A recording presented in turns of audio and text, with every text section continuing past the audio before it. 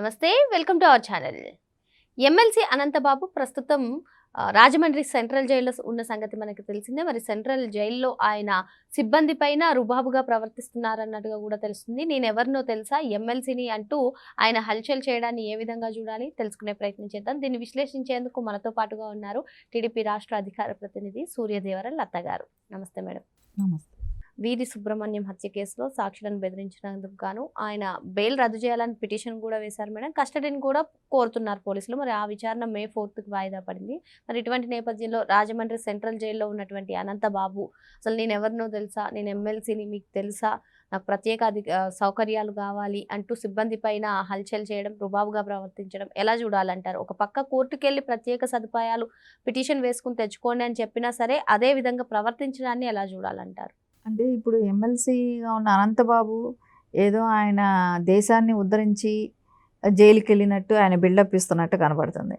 అక్కడ వెళ్ళింది ఒకళ్ళని హత్య చేసిన దానికి, ఎవరినైతే ఒక దళితుడిని హత్య చేశారో దాని మూలాన ఆయన ఈ రోజున ఆయన జైలుకి వెళ్ళటం కానివ్వండి ఇవన్నీ.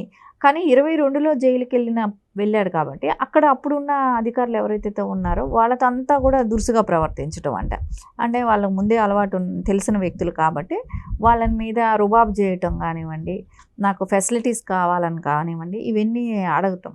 అంటే ఆయనకి ఒక ఎమ్మెల్సీగా ఉన్న వ్యక్తికి అది కూడా అవగాహన లేదా? ఎవరు ఇస్తారు? అది పోలీసులకు సంబంధం లేదు కదా. అది ఇవ్వాల్సింది కోర్టు త్రూ నువ్వు పర్మిషన్స్ తెచ్చుకోవాలి. ఈ రోజున ఒకప్పుడు అన్నాడు కదా, ఇప్పుడు వైసీపీ వాళ్ళు మాట్లాడారు, గతంలో మనం విన్నాం. నారా చంద్రబాబు నాయుడు గారిని అరెస్ట్ చేసినప్పుడు ఏం మాట్లాడారు? అరే దోమలు కుడుతున్నాయన్న మాటకి కూడా దోమలు ఉన్నాయి ఎక్కువ అన్నదానికి కొడాలి నాని లాంటి వాళ్ళు ఏం మాట్లాడారు? ఆడేమైనా రంభా ఊర్వశి వస్తుందా కుట్టడానికి అని మాట్లాడారు. దోమలు కాకుండా ఏమొస్తాయి అంటే నార్మల్ ఒక 14 సంవత్సరాలు సీఎంగా ఉన్న వ్యక్తి, అలాంటి వ్యక్తి ఓన్లీ ఆయన నాకు సోఫా సెట్స్ కావాలో, మంచి బెడ్ వేయాలో, మంచి ఇది చేయాలో, నాకు మంచి అరేంజ్మెంట్స్ ఉండాలోనో ఇట్లాంటివి ఏమీ అడగలేదు కదా. చాలా కామన్ థింగ్ అది. దోమల గురించి ఆడ ఎక్కువ మస్కిటోస్ ఉన్నాయి, దోమలకి ఇచ్చేమని అది మామూలుగా ఎవరికైనా సరే అది కల్పించాల్సిన బాధ్యత ఉన్నాయి. ఇది అలాంటి దానికి ఎలా మాట్లాడారు అంటే 14 సంవత్సరాలు సీఎంగా ఉన్న వ్యక్తిని కూడా ఆ రకంగా ఇబ్బంది పెట్టారు. ఒక సైకోయిజం ఆనందం పొందటానికి. ఈరోజు నీకు అలాంటివి ఏం ప్రాబ్లమ్స్ లేవు కదా, అలా ఎవరు నిన్ను వాంటెడ్లీ ఇబ్బంది పెట్టట్లేదు కదా. ఇంకా ఏంటి, ఒక హత్యా ప్రయత్నం లాంటిది కూడా అంటే అక్కడ లోపల ఏదైనా చేయొచ్చు అనే ఒక భయం అనేది అయితే ఆ రోజున అందరికీ ఉన్నది. నారా చంద్రబాబు నాయుడు గారిని అరెస్ట్ చేసినప్పుడు ఏ ఇన్సిడెంట్ ఎప్పుడు జరుగుతుందన్న భయం కూడా ఉన్నింది. అట్లాంటిది నీకేమైనా ఉందా? లేదు కదా. ఈ రోజున నువ్వు ఒక ఎమ్మెల్సీగా ఉన్నదానికే నేను ఏదో ప్రైమ్ మినిస్టర్ని తీసుకొచ్చి నన్ను లోపల కూర్చోపెట్టారన్నంత హడావిడి చేస్తుంటే, అలాంటి నీవు ఒక ఎమ్మెల్సీ అనే ఇది నీకు ఉండుంటే ఇలాంటి తప్పు చేయవు. ఇలాంటి తప్పు చేసి వెళ్ళి జైల్లో కూర్చోవు. అయినా నువ్వు ఒక ఎమ్మెల్సీకి వచ్చే విలువ ఉంటే, నా మీద ఇలాంటి అభియోగం వచ్చింది, సో నేను అందుకని ఈ అభియోగం మూలాన నేను ఎమ్మెల్సీలో ఉండటానికి అర్హుడు కాదని నా మనస్సాక్షి అలా అనిపిస్తుంది, అందుకని నేను రిజైన్ చేస్తున్నాను అని అతనైనా చెప్పుండాలి, లేకుంటే వాళ్ళ పార్టీ అధ్యక్షుడైనా ఆ డెసిషన్ తీసుకొని ఉండాలి. వైసీపీ జగన్మోహన్ రెడ్డి గారు అది లేదు కదా. సో మీకేంటి, ఒక మనిషిని చంపచ్చు, అతన్ని పార్సల్ చేసి ఇంటికి పంపిస్తారు, మళ్ళీ ఏదో అంత డబ్బులు ఇచ్చేసి దాన్ని కేసి మాఫీ చేసుకోవాలని ఆశలు పెడతారు, పొలం ఇస్తానంటారు, డబ్బు ఇస్తానంటారు. వాళ్ళ ఇచ్చింది 20,000కి చంపినాడు, 2 లక్షల రూపాయలు ఇచ్చాడు, మళ్ళీ ఆస్తులు రాస్తానన్నాడు, ఉద్యోగం కూడా ఇప్పిస్తానన్నాడు, ఆఖరికి వాళ్ళకి కుటుంబంలో ఉద్యోగం కూడా ఇప్పిస్తానన్నాడు. ఇన్ని తాయిలాలు ఆశ చూపెట్టిన వ్యక్తి 20,000కే చంపుతాడా అనేది అయితే అందరికీ ఒక డౌట్ కదా. 20,000కి చంపేసి ఇంత ఆఫర్ ఎందుకు ఇస్తున్నాడు అనేది అయితే అందరికీ డౌట్ ఉంటుంది కదా. ఇంకా అంతకుమించి ఏం జరిగిందో. పోలీసులు ఈ రోజున కస్టడీ కోరుతున్నారు, రేపు మాపు ఇచ్చే అవకాశాలు కూడా ఉంటాయి. ఎందుకంటే నిజాలు అనేది తెలియాలి ఇక్కడ. సో 2022లో వాళ్ళ ప్రభుత్వం ఉన్నది కాబట్టి, సో ఆ రోజున ఎవిడెన్స్ సరిగా కలెక్ట్ చేసి ఉండకపోయి ఉండొచ్చు. సో ఈ రోజున అది ఛార్జ్షీట్ ఎందుకు ఇన్ని సంవత్సరాలు ఛార్జ్షీట్ కూడా వేయలేదు? ఒక మనిషిని హత్య చేసిన చోట ఛార్జ్షీట్ ఎందుకు ఇంత లేట్ అయ్యింది అంటే, ఆ రోజు అధికారాన్ని అడ్డు పెట్టుకొని ఇంతవరకు ప్రొలాంగ్ చేశారా? ఇప్పుడు ఎవరికైనా ఆ డౌట్ వస్తుంది కదా కామన్గా.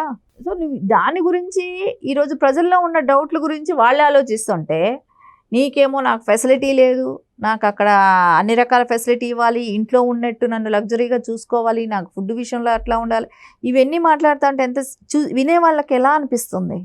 ఇక్కడ ఇంకో అంశం మేడం, ఏదైతే అనంతబాబు చెప్తున్నాడో నేను ఎమ్మెల్సీని, అనంతబాబుని తెలుసా అని చెప్పి, అయితే వైసీపీ ఇప్పటివరకు ఎవరు అరెస్ట్ అయినా సరే అదంతా అక్రమ అరెస్టులు అంటూ స్పందించడము, ఖండించడము చూసాం.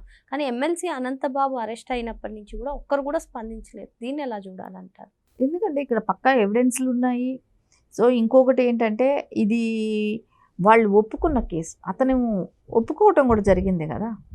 సో ఆ రోజు జరిగిన ఇన్సిడెంట్ గురించి వాళ్ళు ఒప్పుకున్నారు. ఒప్పుకున్న తర్వాత ఒప్పుకున్న చోటకు వచ్చి వీళ్ళు తప్పు చేయలేదని వీళ్ళు ఎలా మాట్లాడగలుగుతారు?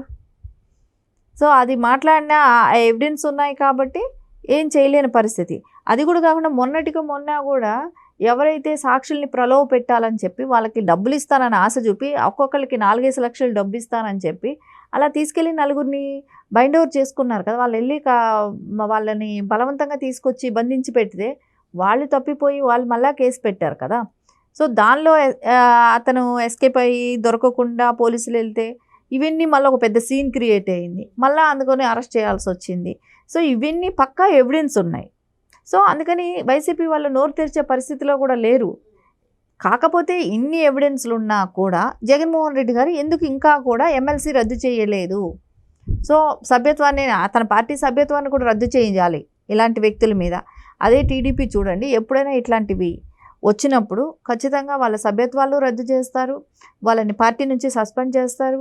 సో తర్వాత ఇలాంటివి కూడా వాళ్ళు రద్దు చేసే అవకాశం ఉంటుంది.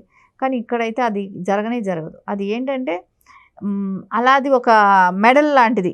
సో ఒక స్టేజ్ దాటారు, ఇంకొక స్టేజ్కి ఇంకొకళ్ళని హత్య చేస్తారా, ఇంకొక స్కామ్ చేస్తారా, వాళ్ళకి ఏదైనా ఉందంటే అందరూ చూస్తారు. ఒక ఎడ్యుకేషను, వాళ్ళ బిహేవియరో, వాళ్ళకి ప్రజల్లో ఉన్న పలుకుబడో, ఇవన్నీ ఏ పార్టీ అయినా చూస్తుంది. కానీ ఇక్కడ వైసీపీ పార్టీ చూసేది ఏంటంటే వాళ్ళు ఎన్ని స్కాములు చేశారు, వాళ్ళు ఎన్ని దందాలు చేశారు, వాళ్ళు ఎంతమంది హత్య చేశారు, ఎంత రౌడీజం చేశారు, వాళ్ళ మీద ఎన్ని కేసులు ఉన్నాయి, ఇది వాళ్ళ క్రెడిబిలిటీ.